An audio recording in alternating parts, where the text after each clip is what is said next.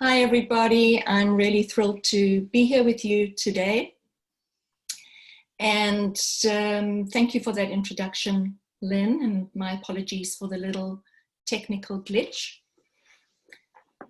Before COVID-19, we were already living in a fast-paced, stressful, fast-changing world, signified by a lot of volatility, uncertainty, complexity, and ambiguity, the so-called VUCA world. The difference that the COVID-19 pandemic has brought into our lives is that every human being on the planet is coping with enormous uncertainty and anxiety at the same time. We're dealing with an enormous amount of loss. The tragic loss of life, but also the loss of life as we knew it. We no longer can keep the same schedules, really connect face-to-face with people. We're unable to participate in the activities that energize us and allow us to de-stress. And we've also lost our sense of safety. And it's understandable that under these circumstances, many of us are struggling. Many people are struggling emotionally. And this emotional distress is affecting productivity and motivation at work. So today, my aim is to share with you the essential elements of coaching so that you can support and encourage your colleagues at work, whether they be on your team, whether they are somebody who reports to you, or even perhaps if it's somebody that you report to. Importantly, the kind of coaching that I'm going to be introducing you to is what's known most commonly as performance coaching or situational coaching. So what is coaching really? I'd like to start with what coaching is not. It's not mentoring, which has a strong component of giving advice based on years of experience and wisdom gained. It's not consulting in the sense of gathering data, analyzing it and making recommendations. It's not about therapy or counseling, which are for much more severe psychological issues and require referral to appropriate professionals. And it's not training, where a trainer sets themselves up as an expert in a particular area and has a set curriculum. The ICF defines coaching as partnering with clients in a thought-provoking and creative process that inspires them to maximize their personal and professional potential. And the key thing here is the partnering, as well as that it is an effort to close the gap between a person's potential and where they are now.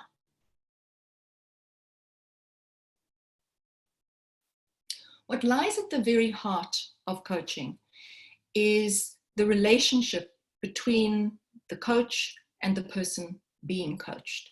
And we call this the working alliance, which is based on trust, mutual respect, and safety. So confidentiality is a really core element of any coaching relationship.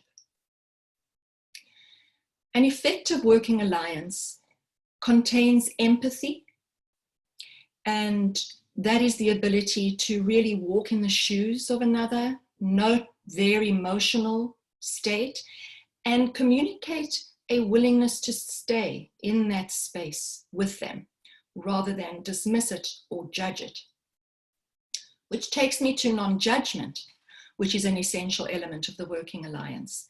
It's essential when coaching to suspend judgment and to really hold the client with positive regard, no matter what they're struggling with. The other essential element is presence, which is all about being fully present in the moment with the person that you're coaching, and also being able to be flexible and adjust to their changing needs or the changing elements of the conversation. And finally, an essential element of the working alliance is a firm belief that the person that you are coaching is whole, that they are resourceful, that they have within them the strengths and the ability to resolve their issue or issues with your support.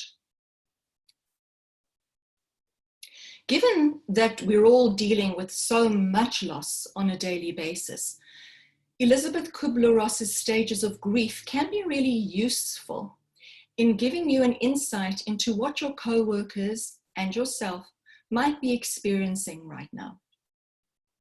Elizabeth Kubler-Ross's work was originally around death and dying, but it was subsequently and has and continues to be used in really understanding any adaptation or adjustment to loss.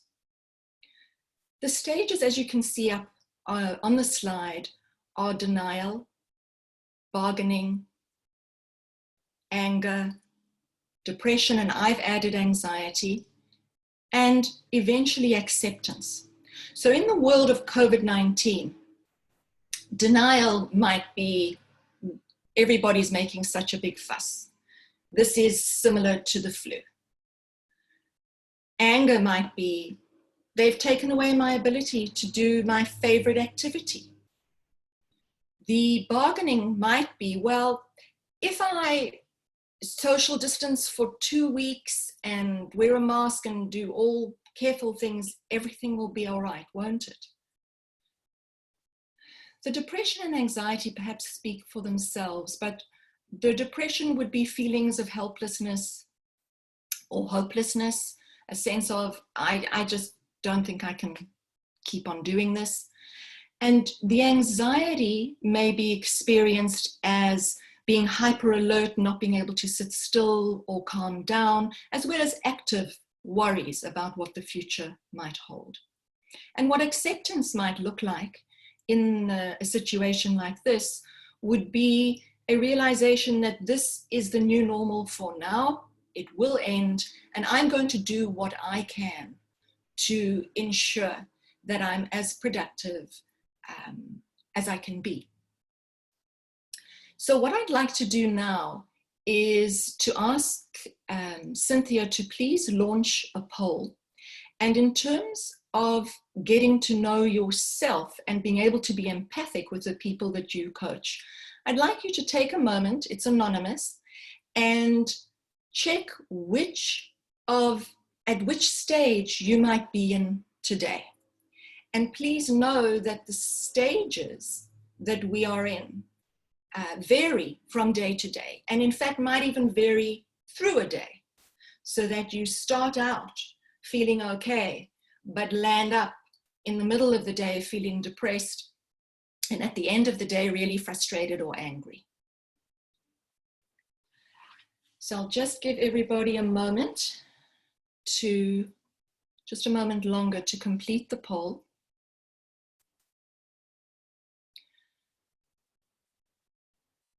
All right, and let's see. People are still voting. And the important thing here is to know that all of this is all right.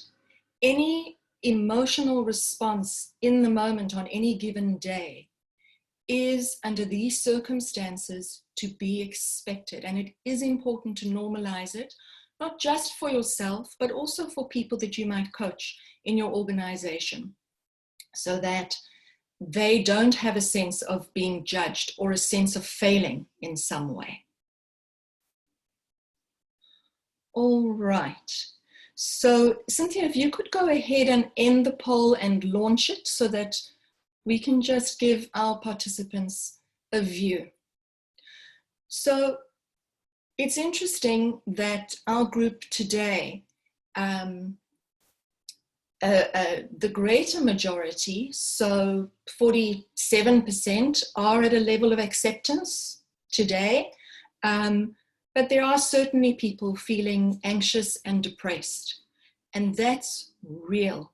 What doesn't help in situations like this is denying feeling or suppressing it, because it's going to show up in one way or another. But being with an emotion, acknowledging it, and knowing that it is a phase and that it too shall pass with time can be very encouraging, not just for ourselves, but for people that you might be coaching.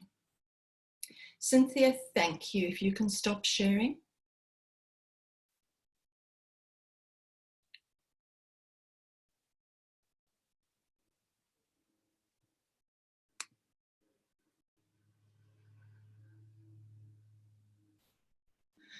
So how do we empower the people that we are coaching? Well, we empower them by assisting them to find solutions, and we do this through asking questions. And there is an art to asking questions, and most of us have fallen into our own habitual way of asking questions. So I'd like to share with you the conditions that allow for effective coaching questions to arise. The first is presence, and that is being in a position where you're not distracted internally by what's going on for you, and you're not distracted by what's going on in the external environment. The reality for all of us is that there are many internal and external distractions going on at any one time. In the chat box, if you could just list some of the internal or external distractions that might prevent you from being fully present with somebody who may need your support. And Cynthia, if you could perhaps share those with me as they come in, or share them with us, I should say. Yes. So what is it that might stop you from being able to really be fully present?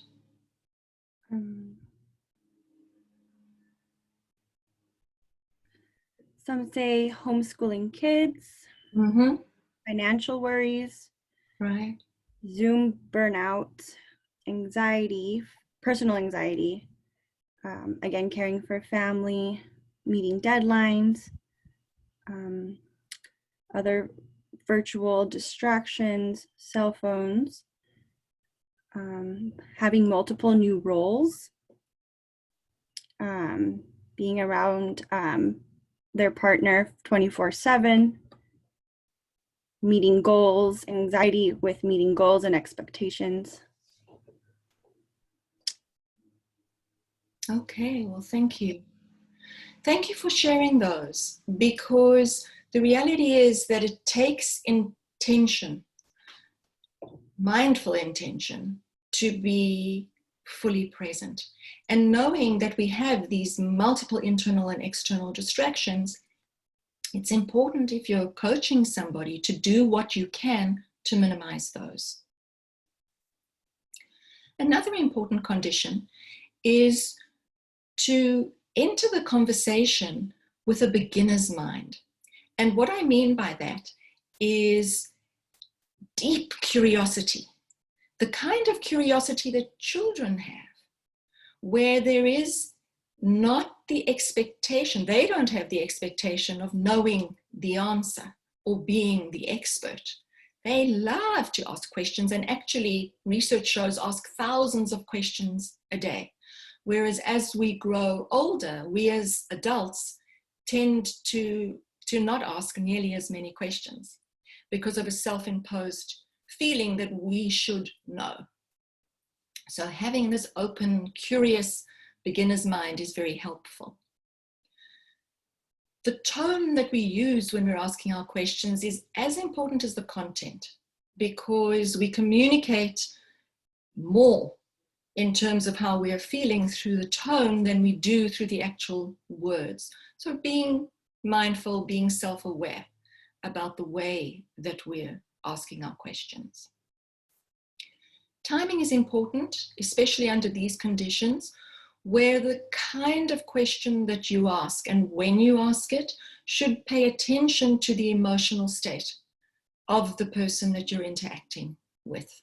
And you might want to be gentle with question asking to begin with, until you get a sense of what the person you're coaching can tolerate, given their current stress levels. And finally, silence is really important when you've asked a question, to allow the question to do its work.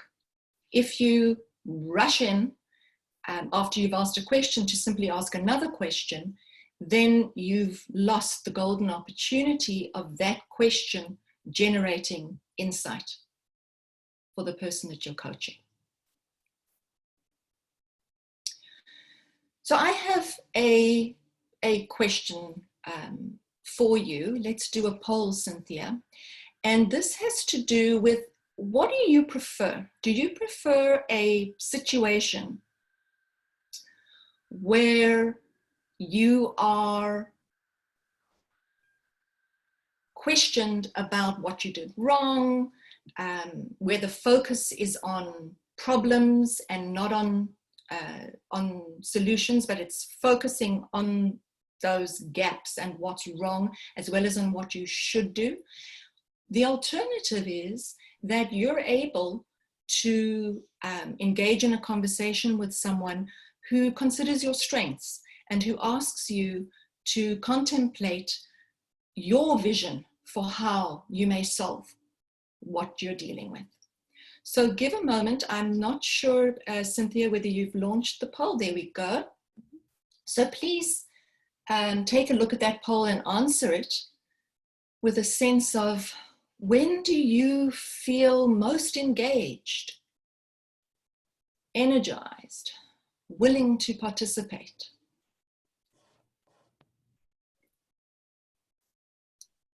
We'll just take a moment while people are filling these out. All right. Well, already I can see that, and you can publish once the poll is complete and share the results. Thanks, Cynthia. But, you know, over 95% of us know that we are more engaged and feel better with a strengths focus.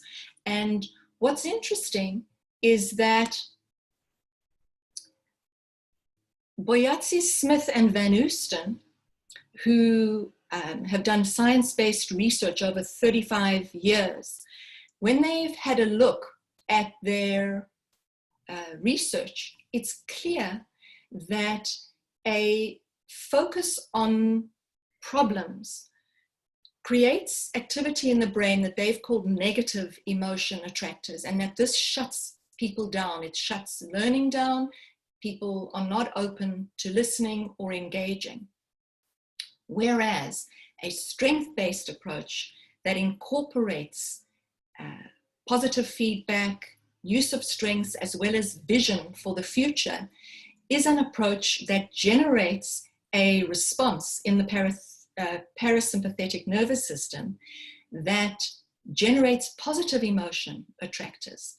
And so what happens when we use this approach when coaching is that clients are able to be more open, to relax, to be willing to engage in problem solving, but also their emotions change and they are able to feel excited, to see possibilities, to feel energized, and to have a sense of hope. So this is really important under the current circumstances, and it's worth considering in terms of the questions that we ask. For those of you who are interested in understanding the power of this, their book, Helping People Change, is highly recommended. So let's take a look at the question traps that we all fall into. And as I'm going through them, I want you to consider which ones might pertain to you. So just think about that as I go through them. The first is closed questions, where we ask a question in such a way that really the person can only answer yes or no. For example, did you speak to your boss? What that does is it shuts down the flow of the conversation, not very creative. Solution-focused questions are very disempowering because they are a question that has the solution within them. So, for example, have you considered speaking to your direct report, the one with whom you're having the issue? Once again, that's disempowering.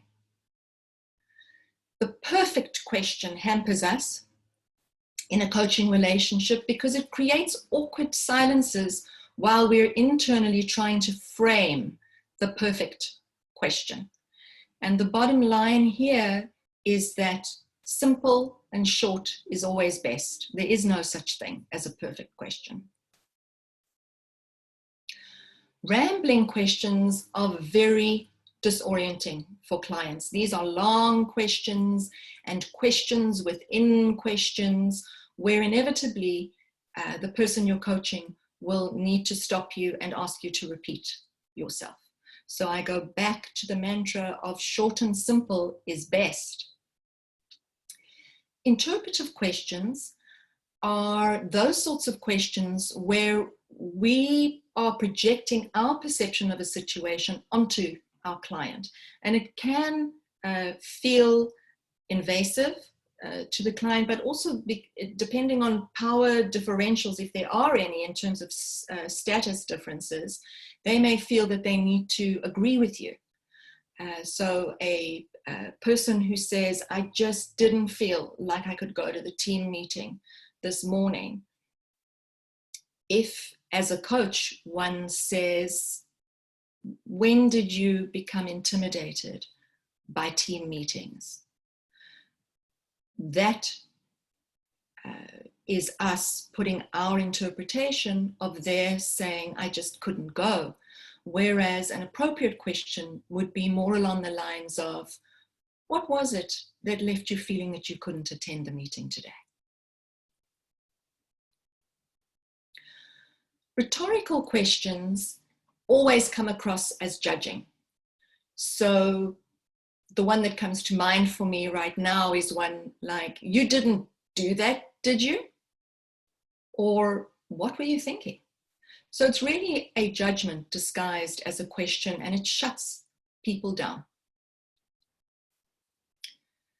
Leading questions contain the answer within them. They're very similar to solution-focused questions, and they're pretty subtle. Important to be on the lookout for how you might lead a person to the right, to what you perceive to be the right answer or the right action. Interrupting when the person you're coaching is speaking. Sometimes interrupting is necessary, and I'll speak to that.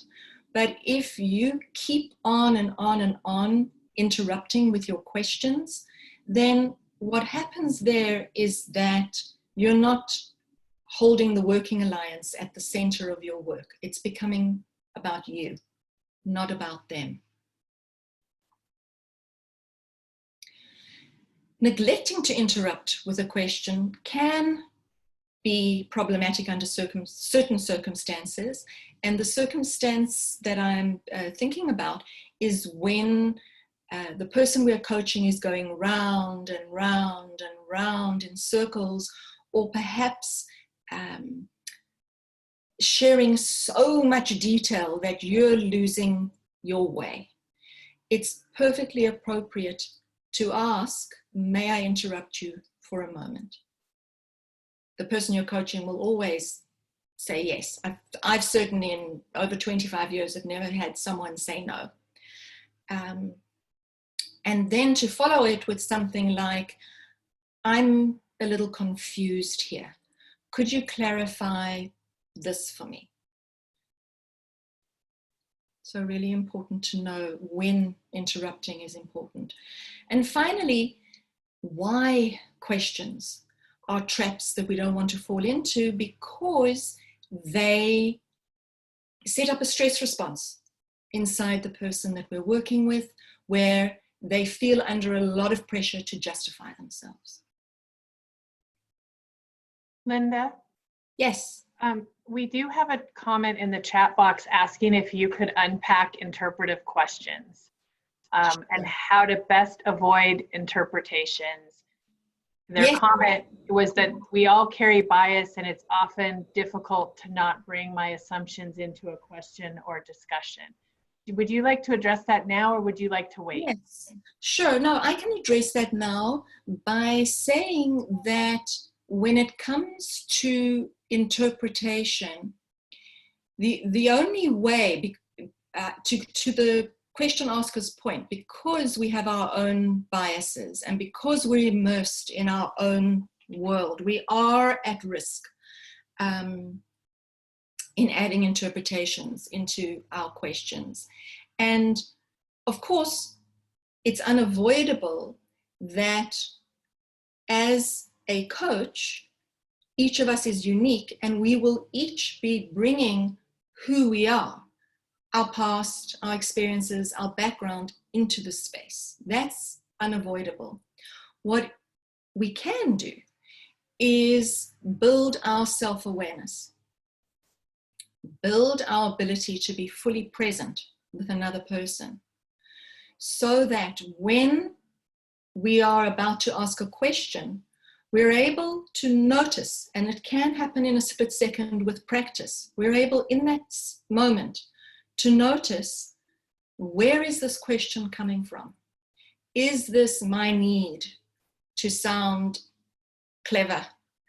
Is it my need to help or save the person that I'm coaching, the so-called rescuer syndrome or savior syndrome?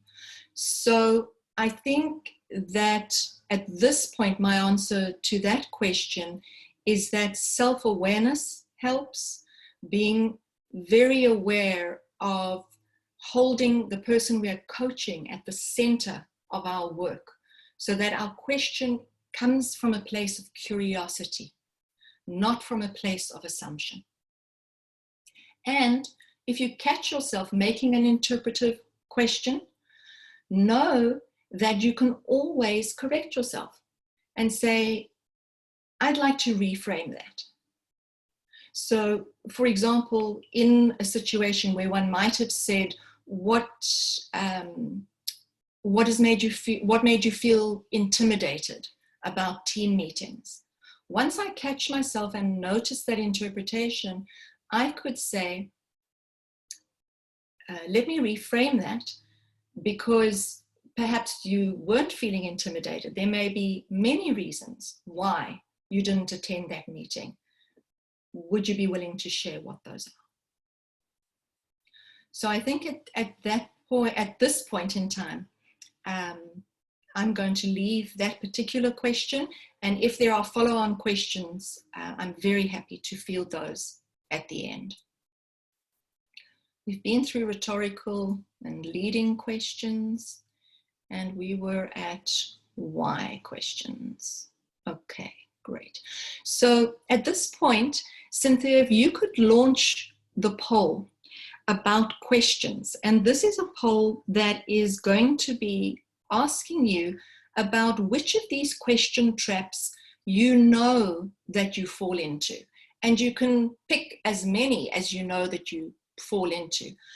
In all honesty, you know, most of us are using at least 3, if not 4 of these on a fairly regular basis in our relationships, even if they're not coaching relationships. So this skill of being able to ask an effective question is one that you can use in all of your relationships, not just in coaching. All right, let's see what's coming up. We have a lot of people with solution-focused questions, which is understandable, because I think that that we have an overriding need to solve or fix for others. So that certainly came in as the highest. If you can publish that for us, Cynthia, thank you.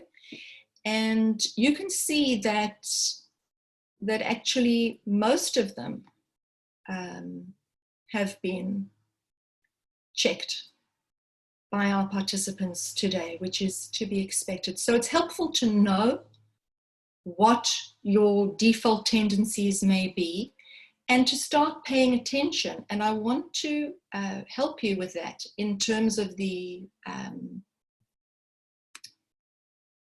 self-correction by sharing with you, in summary, what effective questions look like. They're short and open-ended, beginning with what or how. They provoke thinking and discovery in the person that you're coaching. They contain the right amount of challenge, being sensitive and empathic to where the person is at.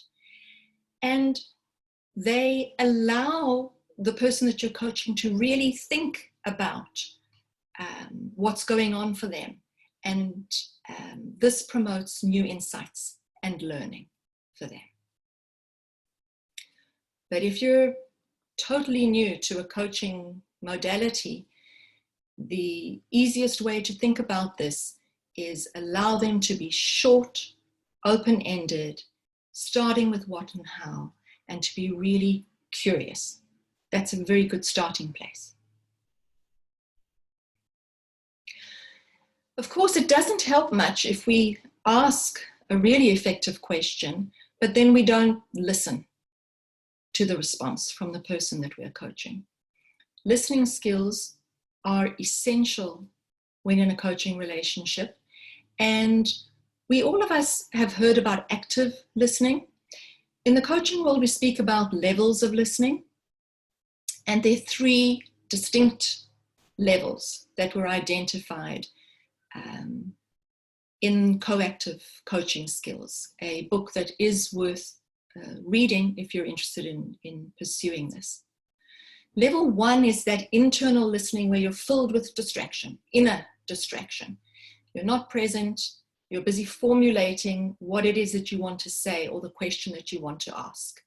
Level 2 is focused listening. And this is where we focus on what the client says. We're able to clarify, summarize, paraphrase, reflect back what we're hearing and what we're sensing. And that's active listening as we know it. And certainly level 2 listening is good enough for a coaching relationship. But for a truly deep connection with the person that you're coaching, global listening, which is the 3rd level, is really where you want to be. And this is listening beneath what the person is saying to the space underneath the words or even between them. So it's attuning to the nonverbals. It's attuning to the overriding mood or energy in the space between you. And you'll notice that the connection between you deepens and is much stronger if you're coming from a level 3 global listening place. So I'd like to invite you to just on your own consider which level of listening is your default level of listening when you're in conversation with others in general. And please know that global listening develops with practice. So if you're committed to coaching someone and being the best possible coach for them, working on practicing listening beneath what a person is saying. If you practice that over and over, it eventually becomes just what you do. I want to move now to a model or framework that you can use when you're in a coaching relationship, when you're using your questions and your listening skills. And this is the GROW model, introduced first by Landsberg and then by Whitmore, and published by Whitmore. And this GROW model is an acronym for goal, reality, options, and will.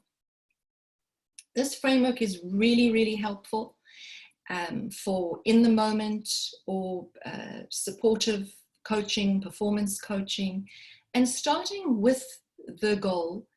That's where you get a sense of where the person is at. And although this image says it's a question of what do you want, I think that in these times, and even more generally, it's really helpful to ask a person, what do you need right now? And to get a sense first of where they're at, then to move to, well, what do you want? What do you see as a better situation for yourself? This relates to the engaging of the positive emotional attractors that I spoke of earlier. And there is a visioning and a hopefulness in setting up what the goal might be. Certainly we all know about setting SMART goals, and that's fine. If you're wanting to make the goal very specific for the person that you're coaching with, it's always a really good idea to do it. And using the SMART acronym in terms of it being specific, measurable, achievable, relevant, and timely is super helpful. Reality is looking at the current reality and looking at it through the lens of the strengths and resources that the person already has within them. The options section is the really creative part of the conversation, and this is where you're inviting the person you're coaching to share what they could do. And it's a design space, if you like, where it's really helpful for them to think outside of the box and not be limited for the moment by the current reality, but to generate possible solutions and then to look at them with a more critical, reflective eye as to what is absolutely not possible, narrow it down to what is possible that they could do. And then finally, the W in the GROW acronym, which relates to will or work, is what is the work that they are willing to commit to do in order to move towards their desired goal. And this is part of the SMART goal setting, which is to allow them to get very specific and also to have a time frame involved in that.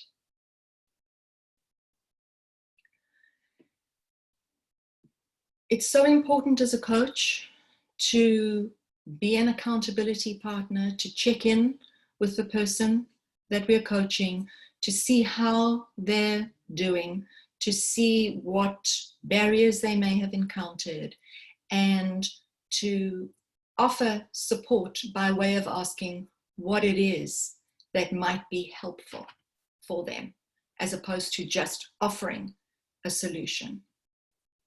And then really importantly, it's essential when we're coaching people to celebrate the wins with them. Not just achieving the goal, but any small step towards achieving it. It's always useful to start small so that people feel that success and the energy and motivation that comes from that.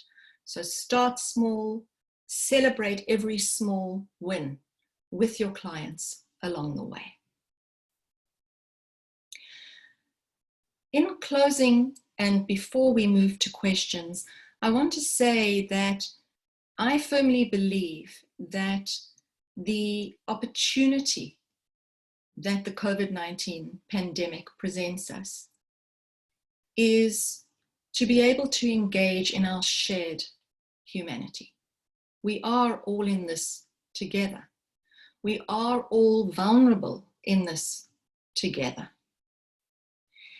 And from this place of empathy, and now having a basic model to work with, knowing what's at the heart of a coaching alliance in terms of empathy, presence, unconditional positive regard, non-judgment, knowing how to ask better questions and to really listen, you now have the essential basic skills to go out and coach and support those who need it.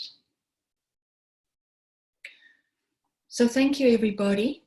I'd like to now open it up for any questions. Great, thank you, Linda. That was fabulous. One question to start us off is, can you speak to group coaching?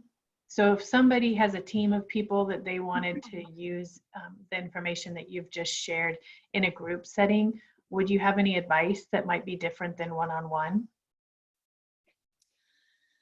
My advice about coaching in a group setting is that if you've never coached before, group coaching is extremely challenging. And so I would advise those of you who are brand new to coaching to start with one-on-one before you transfer those skills into group coaching. There is a distinction between group coaching and team coaching, because group coaching is the coaching of an individual within a group space, and there may well be common themes or a common reason that has brought the people together, and then one would focus one's attention on each individual in turn, coaching them and allowing other people in the group to coach them. A team is very much defined by having a shared purpose as well as shared responsibility. And when you're coaching a team, you're coaching the team as an entity. So the shift is really different. And it is a complex coaching field, the field of team coaching. It's a wonderful skill to learn and develop. It's certainly, the skills inherent in that are so complex that it's not something that I can share in answer to the question, other than to say team and group coaching is possible. The starting place is getting those basic skills in place for one-on-one coaching first, and then moving on. And a resource that I can share with you for those of you who are wanting to enter into the group and team coaching space is a book called From One to Many. And it's written by Jennifer Britton, Britton.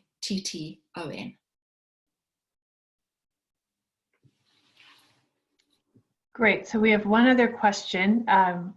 Do you have suggestions to adapt global listening when you can't tap into verbal messaging to providing support via phone, chat, or web? Would you repeat the question again so that I can pick up the nuances? Sure. Do you have suggestions to adapt global listening when you can't tap into verbal messaging? When you can't tap into body messaging to provide support via the phone, chat, or web. Okay, great. So I'm assuming that this question relates to when one doesn't have a visual of the person that you're communicating with and whom you're coaching. And that does happen. Sometimes it happens inadvertently. I've had it happen to me where a client of mine's camera was not working. There was a problem with it. So she could see me, but I couldn't see her. So it can happen unexpectedly, or you know it's going to happen if you're having a telephone conversation, or perhaps you're coaching someone through chat. My advice would be, when you're hearing a live voice, either through the phone or through video conferencing, my suggestion is to, once again, with intention, focus really intently on what the other person is saying. The interesting thing about the human brain is that when a particular stimulus is not there, our other senses rise to the occasion. So without the visual, your sense of hearing will be activated to a higher level, or rather your sense of listening will be activated. And you can pay attention to things like the tone of voice. Are you hearing edginess or grumpiness or fear or hesitation? So you can tell a lot through the way a person is speaking, particularly through their vocal tone, the speed at which a person is speaking, especially if it is remarkably exaggerated, will tell you a lot as well. So someone who's talking very quickly might be anxious, they might be running out of time. So the important thing that we do as coaches is that we offer an observation. For example, I notice that you're speaking really quickly right now, which makes it hard for me to track you. And I'm wondering what that's about. So here's an opportunity where we could interpret, which we wouldn't want to do. We might say, you're speaking really quickly and I'm wondering what's making you anxious. All right, that's the interpretation. Whereas not interpreting is, I'm noticing the fast speaking and I'm wondering what's going on for you. So we've spoken about tone and speed, volume. Notice the volume. Is a person getting louder? Are they getting increasingly softer? And inquire into what you notice. Notice the pauses. A long pause can mean many things. So inquire into it by noticing it and then asking that question of, what's happening for you right now in the silence?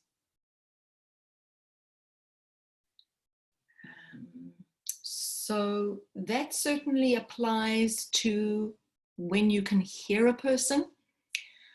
I don't know that we can apply real global listening when we're just reading text. We can sense tone, but I've certainly experienced, I'm sure many of you have experienced, misunderstanding through email or texting or chat boxes, because it's hard to get a sense of the tone and where the person's really coming from. So my sense would be to suggest to you that if you're not sure what is meant by a message that is typed, is to ask for clarification.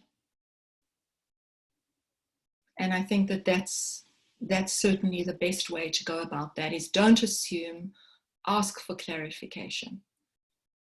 And that should be helpful. Great, thank you. One other question, do you have any recommendations on coaching someone who seems stuck in the stages of grief and is having trouble seeing a hopeful vision for the future? Yes, I think that the most important thing to do there is to work on your ability to not only acknowledge where they are right now, but to support them in it by holding that space with them and not requiring them to be in a different space right now. So when we normalize difficult emotions for people, it reduces a lot of inattention. So just by normalizing it for them, you're doing a lot. The other thing that you could do, if you wanted to, is to share what you now know about the fact that we are all of us experiencing loss, and we are all of us grieving on some level or another. And you could refer them to Kubler-Ross's 5 stages. Make sure that if you send them a document, it's where she's speaking about them in relation, or where someone is speaking about them in relation to loss and change.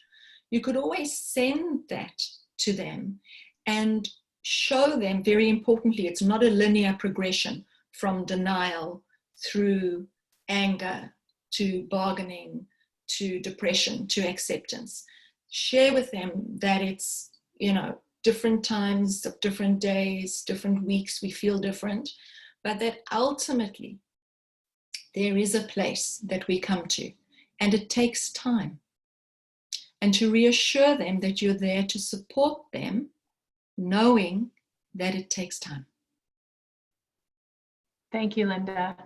I want to be mindful of time, so we have hit our 1 o'clock time barrier. So for those of you that need to get onto your next calendar items, thank you so much for joining us. I do want to remind you that we have 2 more sessions that are coming up next week. We will meet on Tuesday with Lynn as our presenter. He's going to be talking about good governance. And on Friday, we will be hosting Zachary Green, who will be talking about personal and professional resiliency. So if you're interested in either of those webinars, please either go to the Fieldstone or Nonprofit Institute website. You'll find more information and the registration links there.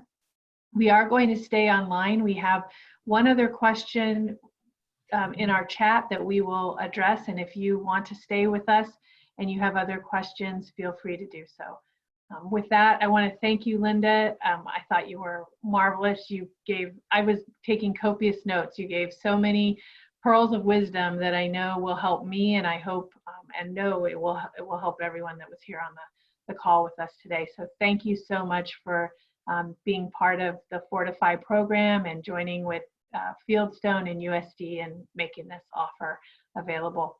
Lynn, did you have anything you wanted to add? No, not at this time. I look forward to the additional questions, and I do want to, thank Linda for her presentation. And I'm a certified coach, and I was, again, writing down some stuff and learning some stuff as well. And I am continue to remain excited about this partnership and the ability to have it interactive where people can ask some questions that are relevant to them. And we will, again, look forward to the next few weeks of this. And if people continue to have suggestions or recommendations, please let us know. You can email us either one of our organizations. And then lastly, as we continue this work, we will continue to send out surveys, and we'll ask you to complete them and also to distribute them to people who may not normally participate and or provide information that needs to be captured. So thank you all very much for this opportunity. Great. So Linda, one of the questions that was in the chat was any advice on coaching or motivating employees as they return back to work with the federal care package and UI benefits being higher than their hourly pay average as they step back into work again. The incentive of being paid more from that package is a hard one to overcome and motivate people. I think that's a great question. And interestingly, it's not one that I've come across in the coaching work that I'm currently doing with my clients, but it's going to be a reality for many people. What comes to mind is the importance of having a real conversation up front as early as possible about the fact that COVID-19, the pandemic, the stay-at-home orders, these have all been extraordinary times. They are extraordinary times, and they will come to an end. So that what has been put in place to support people and small businesses during this to try and mitigate the negative impact for everybody. These things that have been put in place have been put there as a temporary measure for everybody. And that it's hard because we've had to, all of us, adjust to such major change. And now this is yet another adjustment that people are going to have to make. So I think acknowledging that this change and adjustment is difficult, that the discrepancy in pay is something that will feel difficult, perhaps will feel not as motivating. I think to acknowledge the reality of that. And then what I would do is invite people to connect with their purpose and passion for the work that they do, and to use the connection to that as an entryway into motivation.